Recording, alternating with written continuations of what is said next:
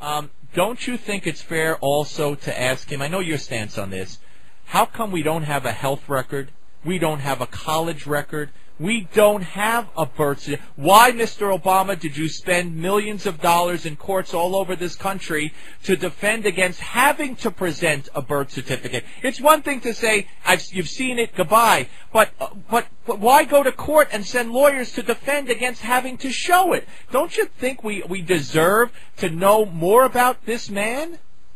I would love to know more, but what I know is troubling enough. And one thing that I do know is his having grown up in Kenya.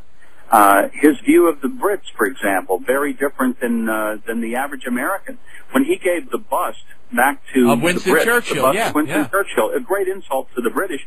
But then if you think about it, his perspective as growing up in Kenya with a Kenyan father and grandfather, their view of the Mau Mau Revolution in Kenya is very different than ours, because he probably grew up hearing that the British were a bunch of imperialists who persecuted his grandfather. He despises the West. He despises the Brits, and I think he could take it all out on Israel, and that's why he despises...